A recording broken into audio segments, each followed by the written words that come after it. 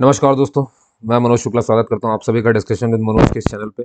बहुत बड़ी बात अब आप देख ही रहे हैं यहाँ पर 29 दिसंबर और सीबीएसई ने अपनी डेट शीट सौंप दी है यहाँ पर, है ना। और यहाँ पर 10th एंड 12th दोनों की डेट शीट आ चुकी है। चलिए सीधे उस पर बात करते हैं, है ना। और एक बहुत प्यारी बात इन्होंने यहाँ पर कही हुई कि जो जेई मेन है या जेई के एग्ज़ाम्स हैं, उनका बहुत अच्छे से ख्याल किया गया है और 2 सब्जेक्ट के बीच में काफ़ी सारा गैप दिया गया है, इनका कहने का ये मतलब है ना। अच्छा, डेट की जो टाइमिंग है, जिस टाइमिंग पर आपका एग्ज़ाम शुरू हो जाएगा, वो टाइमिंग यहाँ पे देख लीजिए 10:30 की टाइमिंग है।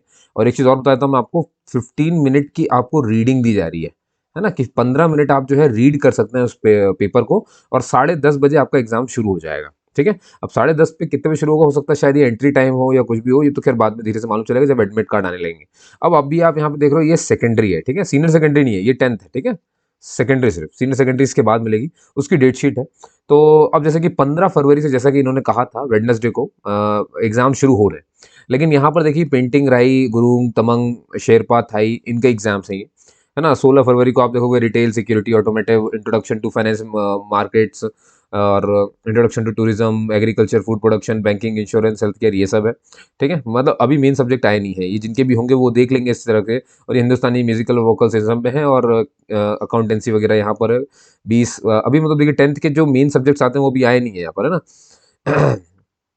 अब देखिए यहाँ पर और नीचे चलते हैं, अभी भी नहीं है। अब आप देखोगे इंग्लिश लैंग्वेज आ रहा है 27 फरवरी, यानी कि जो हम एवरेज बच्चे मान लें जो बाकी सारे सब्जेक्ट नहीं लेते हैं या नहीं है उसके, तो 27 फरवरी से इनका एग्जाम शुरू हो रहा है। 10:30 से आप लिखा हुआ है, टाइम आपको दिख रहा होगा, है ना। टाइम यहाँ पे दिया है 10:30 से 1:30 बजे तक, ठीक है। लगभग 3 घंटा ही हुआ, ठीक है। और 184 इसका सब्जेक्ट है, तो ये इंग्लिश लैंग्वेज लिटरेचर हो गया, है ना। बाकी इसके नीचे फिर से आप देख रहे हो, तो 27 फरवरी भैया 10th क्लास सीबीएसई, ध्यान रखें इस बात को, है ना। अगर आप बाकी सब्जेक्ट्स के नहीं है तो, अगर है तो फिर कोई बात ही नहीं है।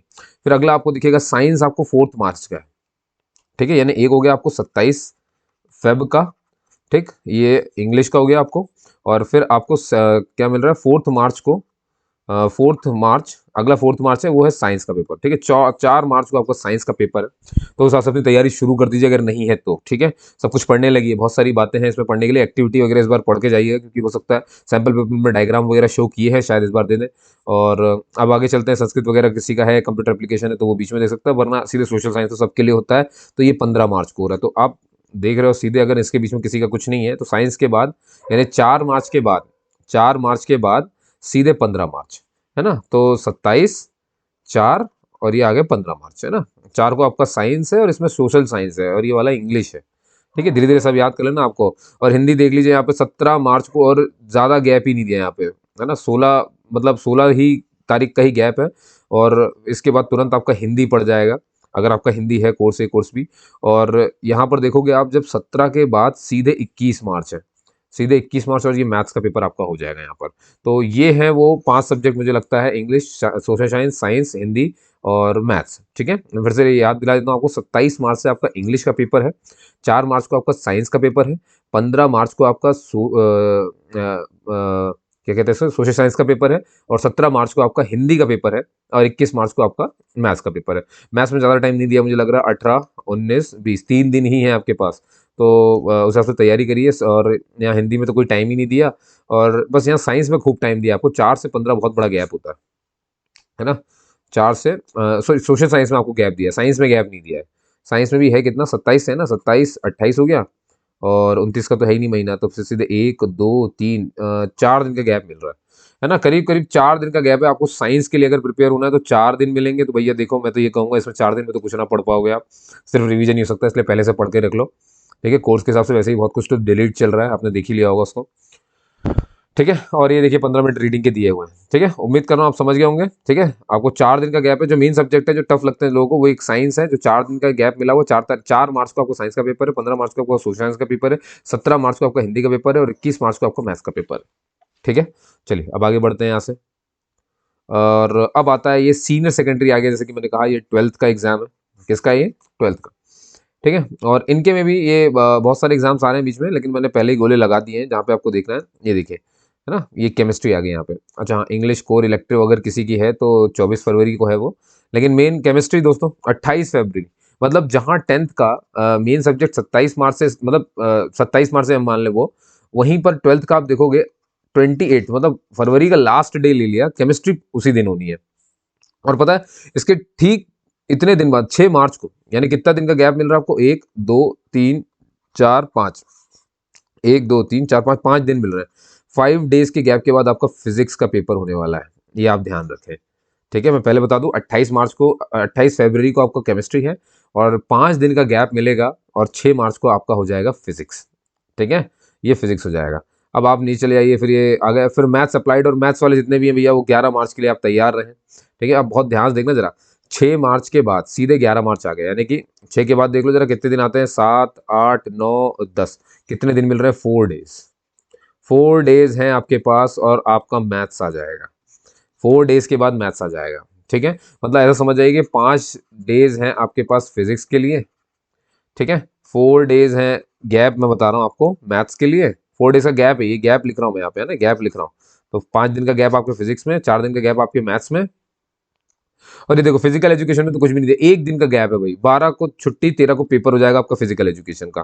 ठीक है, और 16 मार्च को आप देखोगे, और तो अगर मान लो अब पी वाले तो होंगे ही बीच में, लेकिन फिजिक्स और बायो में अच्छा खासा गैप है, हम ये मान सकते हैं। मैथ्स वालों को जल्दी हो गया, बायो वालों को टाइम है, मतलब बायो का रिजल्ट इस बार अच्छा हो सकता है, अब वो डिपेंड्स करता है कैसा है। 16 मार्च को भैया बायो वालों का पेपर है ना, तो ठीक है, बायो में आप कर ही जाओगे इसको।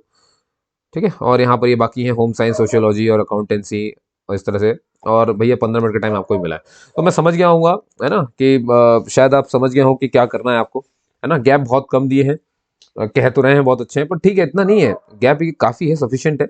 अगर आपने पहले से पढ़ के रखा है तो, और देखिए इस बार इतना डिलीटेड था, आप अच्छे से पढ़ सकते थे, आपके पास टाइम रहा होगा। ठीक है, तो बस ठीक है दोस्तों, यही मुझे आपको बताना था। ये अभी अभी नोटिफिकेशन 29/12 का ही आया हुआ है। ठीक है, जितना हो सके अपने बाकी तैयारी करने वालों के साथ शेयर करो, उन्हें बताओ कि भैया पढ़ने का समय बहुत कम बचा है, जितना हो सके अब पढ़ लेना है ना, प्लीज़ करके अब आलस छोड़ दो, और जितना हो सके किताब से दोस्ती बना लो, क्योंकि अगर इसमें बैठ ही रहे हो ना तो बिना फ्रस्ट्रेट हो बैठो। और देखो अगर कुछ हो भी जाए ऊंच नीच कि भाई रह गया है एग्जाम या कुछ भी हो गया, तो अगर वो चीज़ें मत करो, वो जो हरकतें होती है ना जो कर देते हैं लोग, वो कूद गए या फांद गए, ये सबसे कुछ नहीं होता यार। दोबारा उठ करके दोबारा वो काम करना चाहिए, पर मैं ये कहता हूँ अभी भी उसमें बहुत वक्त है, अगर आपकी तैयारी नहीं हो तो घबराने की जरूरत नहीं है। ठीक है, आदमी क्या नहीं कर लेता यार, चांद पहुंच जाता है।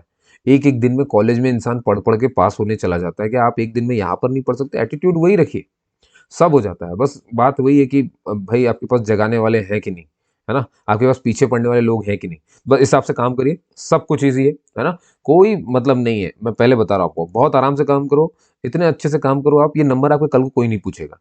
इसीलिए इतने ले आइए जितने से आप सफिशिएंट हो जाएं, आप सेफ हो जाएं, कहीं आपको परसेंटेज अगर लग रहे हो तो आपके काम आ जाए।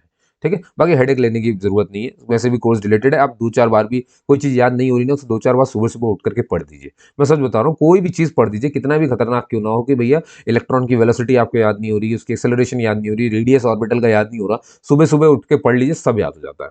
ठीक है, electric charge, electric field, physics की जितनी भी चीज़ें हैं, या इलेक्ट्रोकेमिस्ट्री आपकी केमिस्ट्री में आ रही है ना, केमिकल काइनेमेटिक्स है, कुछ ऑर्गेनिक है, इनऑर्गेनिक है ना, हालांकि बहुत सारे तरीके हैं इसको पढ़ने के, पर प्लीज इसे पढ़िए। है ना, केमिस्ट्री को पढ़ने का तरीका मैंने आपको बताया था, हालांकि देखो केमिस्ट्री को पढ़ने का तरीका वो तो 11th 12th मिक्सअप आता है, तब ऐसा हो पाता है कि जैसे शुरुआत करी इंसान ने मोल कंसेप्ट से, उसके बाद पढ़ा एटॉमिक स्ट्रक्चर ऑफ एटम पढ़ लिया, है ना, फिर पीरियोडिक टेबल पढ़ लिया, और फिर पढ़े आपने क्या, केमिकल बॉन्डिंग, केमिकल बॉन्डिंग के बाद आपने रेडॉक्स पढ़ लिया, रेडॉक्स के बाद आप जाइए इलेक्ट्रोकेमिस्ट्री, है ना, इलेक्ट्रोकेमिस्ट्री। केमिकल बॉन्डिंग जब तक आपकी होगी नहीं, तब तक आपको ऑर्गेनिक और इनऑर्गेनिक कुछ समझ नहीं आएगी, समझ गए ना। इसके बाद आता है हेलो एल्केन, हेलो एरीन्स, और फिर एल्डिहाइड, कीटोन, और ये सब चलते हैं। समझ गए आप, तो करिए बस, है ना, जितना हो सके उसे पढ़ने की कोशिश करिए, एनसीईआरटी पे फोकस बहुत ज्यादा रहिए, उसके जब एनसीईआरटी पूरी कवर हो जाए तब कुछ नया उठाइए। ठीक है दोस्तों, तो बस इसी के साथ जय हिंद और best of luck, all the best, बेहतरीन करके दिखाइएगा। बाकी कोई दिक्कत हो तो आप मुझसे यहाँ पे पूछ सकते हैं। धन्यवाद।